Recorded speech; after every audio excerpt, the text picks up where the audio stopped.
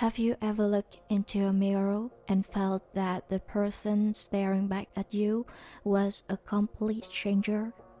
We have all witnessed the grand explosions in the world of fame.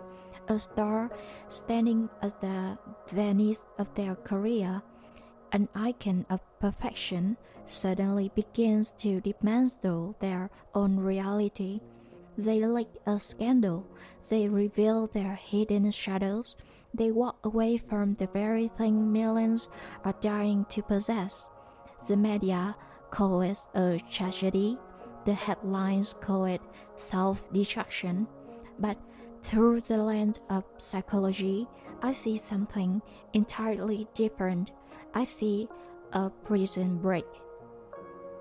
When an artist or any one of us, for the matter, reaches a certain pinnacle, they aren't just given love, they are gifted a crown lined with chains.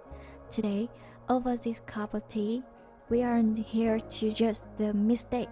We are here to talk about the rebellion of the self. Why is it that when we are loved the most, we sometimes find ourselves craving the courage to be hated?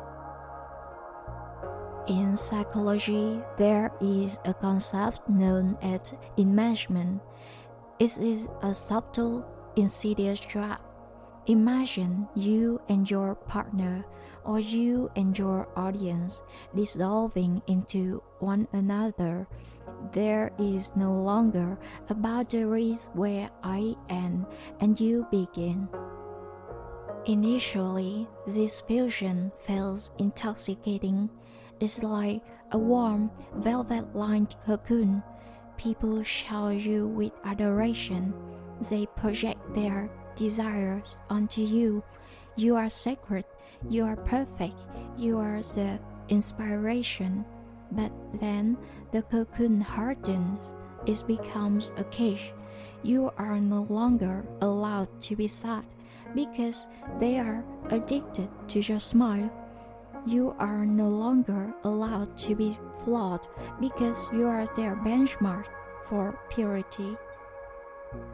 When you are stripped of the right to be a human, being made of blood, bone, and messy contradictions, your spirit begins to atrophy.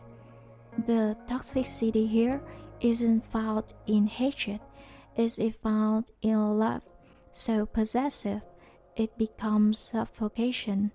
The artist begins to feel like a puppet manipulated by millions of invisible strings, and when a soul is cornered into total erasure, the only remaining instinct for survival is combustion. Perhaps this is the hardest truth to swallow. Why do people cheat instead of living? Why do idols choose scandal over a graceful exit? The renowned therapist Esther Perel once said something that has haunted me. Infidelity is often not an act of looking for a new person, but an act of looking for a new version of yourself. Destructions in this context is a radical act of rebirth. When you cannot access a relationship through words, you exit it through actions. A scandal is, in essence, a violent declaration of independence. When a star does something unforgivable, they are performing a ritual of self-exorcism.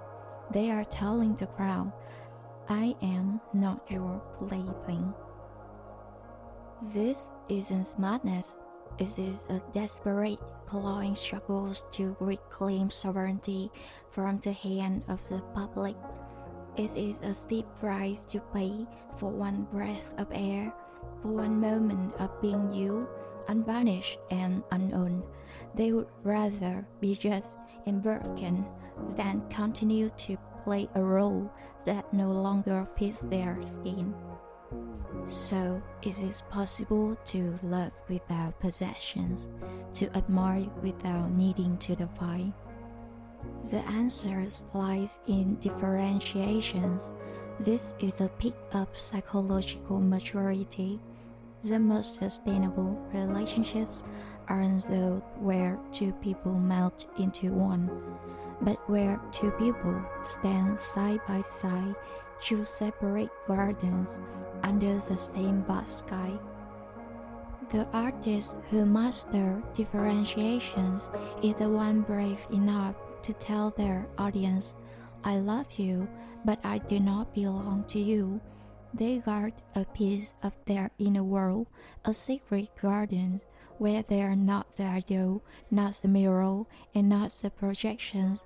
They are just themselves with their own grief, their own questions, and their own unpredictable evolutions. They never have to burn their careers down because they never allowed their sense of self to be swallowed in the first place. If you are listening to this and feeling the urge to burn everything to the ground, your job, your relationships, or the carefully curated persona you have spent years building, pause. Don't set the house on fire just yet. Ask yourself, what is it that actually suffocating me? Sometimes we don't need to leave the person, we only need to leave the version of ourselves we have become because of them. We are so afraid of being abandoned that we imprison ourselves. We are so afraid of disappointing others that we become slaves to their expectations. But remember, true freedom is not found in running away. It is found in having the audacity to say no when the world demands your yes. Love, whether from one person or a million, is only worth it when it grants you the grace to be human, even when you are broken, especially when you are broken. Thank you for sitting with me. I'm Mallory, and I'll see you in the next episode where we will continue to untangle the things we are too afraid to say out loud.